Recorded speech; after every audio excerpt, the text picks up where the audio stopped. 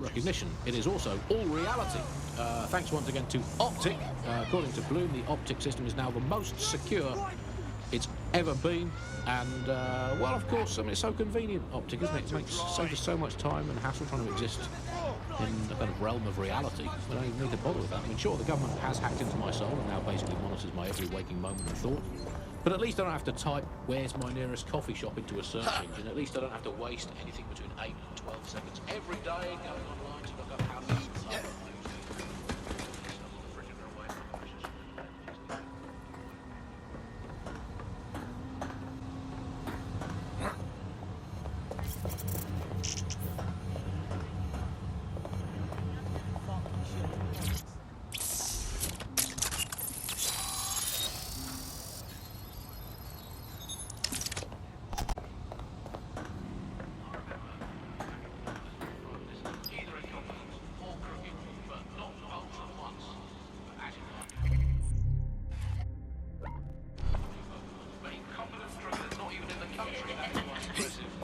triple whammy. I've had lions longer than his longest spell on British soil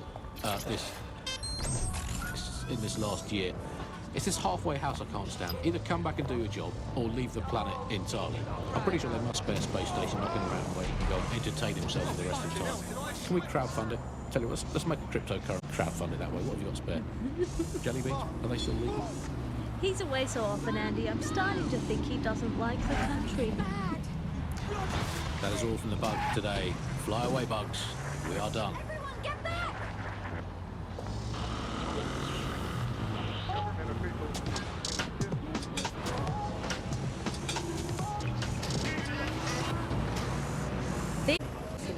Your source for what they don't need you to know.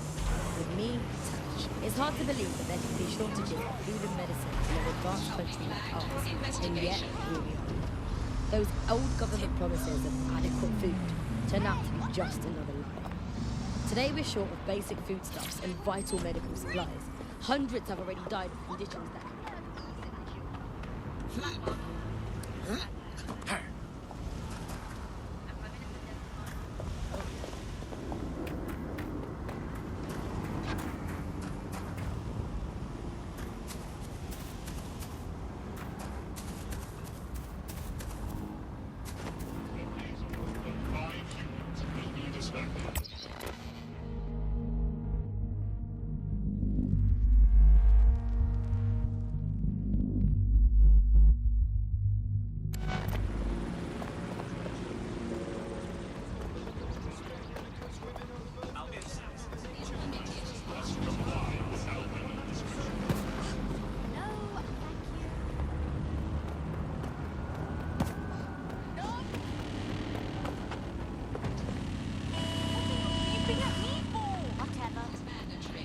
disobedience will be met with force.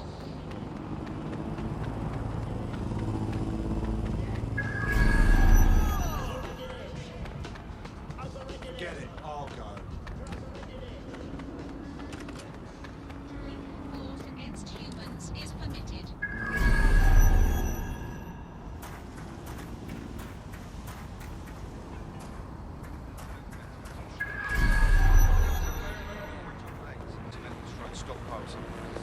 There was some things that could be done. But one bit, there was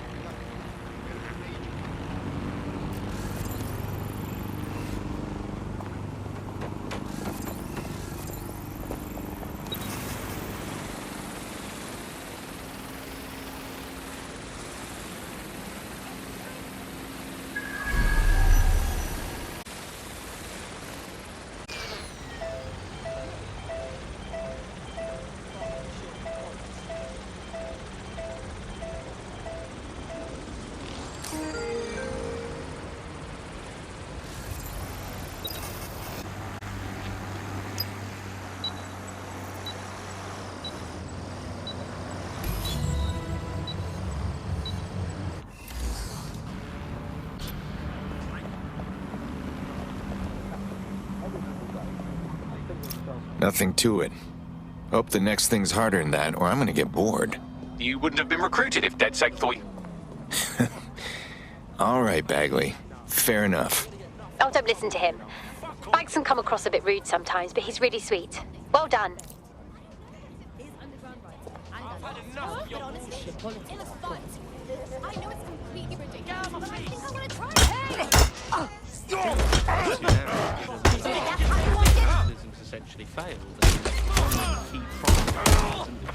All units, I say again, all units, we have reports of a hostile in your area. Over. Control, we've received the call. Over. Running society in this way, that people have had enough. You're seeing that system collapse. It hasn't delivered on its primary promise. Suspect has exited the vehicle. Over. We have to do away with capitalism entirely. We're seeing a situation where there's shortages for the many, for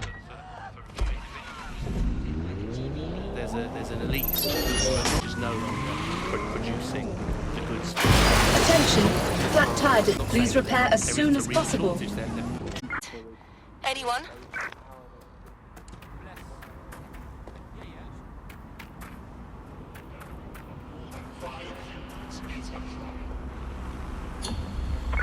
Control, put out an APW. Target is gone.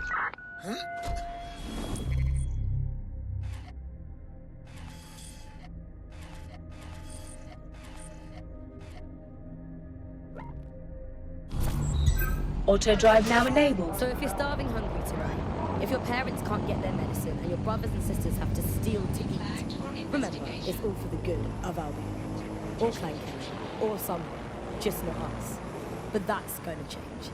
You've been listening to Buccaneer with me, Tash. Keep spreading the word and keep sharing the podcast. There's enough of everything out there for all of us. We just need the guts to take it back.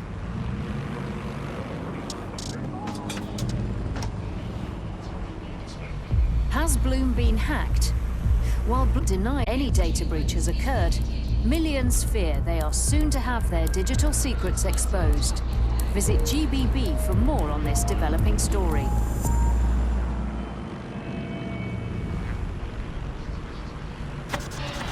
The bug, nibbling away on the rotting carcass of a once free Britain. Yum yum.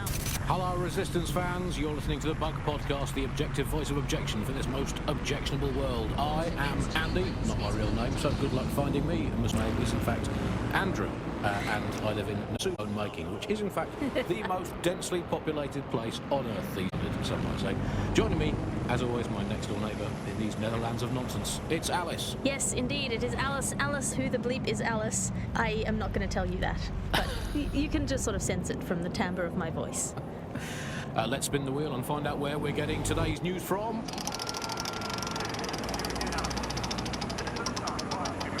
Here, it's coming from here. I must get a new wheel with at least one other place on it. And the headline, our borders are safe.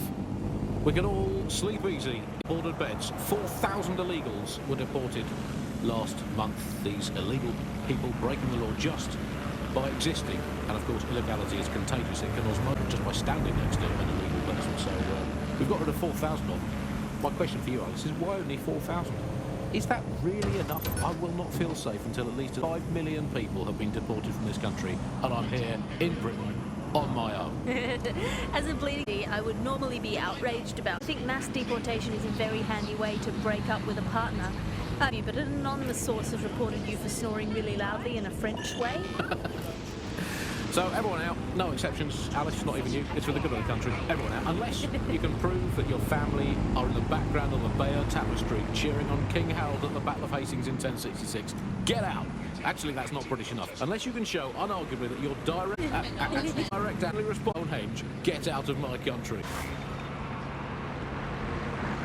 I guess when you look at it, you know, the best ways to stop immigration, apart from obviously the end of the world, to make the place you want to stop people coming to as unpleasant as possible. So, well, we absolutely are doing that, Andy. Well, you know, fair play to the government for helping us with that. Another option, extend. They've been very inefficient, it turns out, as a means of stopping immigration. We need to extend them by about another 11,000 miles, a full wrap around Great Britain, and they could do with being higher as well, with a special greasy coating to stop people clambering over the top or however they get in.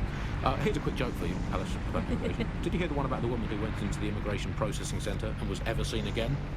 No, Andy, I didn't hear that one. Boom. Set up, punchline. Classic. For those of you unfamiliar with it, is, of course, where so many of our guests to Britain go for a longer than desirable game of involuntary hide and seek. You are listening to The Bar. I will conclude by saying, out of all the things wrong with Britain today, I think immigration is right up there, Alice. When you think over the years here in Britain, it's quite possible that all these people are just coming here to try to get an appointment with their local doctor. Yes, Andy, certainly as someone who came from the expanded arm of the empire when Britain was still reaching out rather than folding in on itself. Most of us just come here to visit our stuff in the museums. It's the British way. Speaking of international movement, Britain has recalled all European ambassadors after a spy scandal. I think this is probably a good thing, because British foreign politicians are always putting their foot in their mouths. How much worse can they do if they're not there? I mean, by definition, the fact that there's a spy scandal means that they were terrible spies. The point of spies is that there's never a spy scandal. Yeah, but let's give credit to all the spies that haven't been in scandals and therefore might as well not exist. And I think that's a sad thing. I think I used to think of Germans as quite scary, but that was because I've been watching World War II movies where the Germans all have English accents. They speak in that very precise way. It's very, we have ways of making you talk. And now Germans all have that American accent where it's all like, oh, welcome to the party. We're having a really nice time. They're much friendlier Germans. Let them stay. Well, that's all today, Bugsters. Remember, it's not as bad as it seems. Honestly. I hope. Until next time. Bye-bye.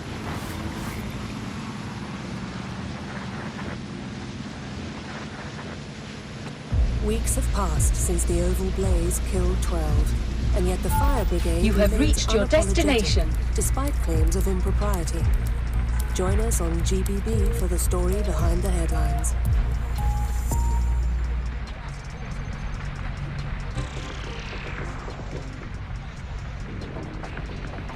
Hello and welcome to today's episode of The Upload.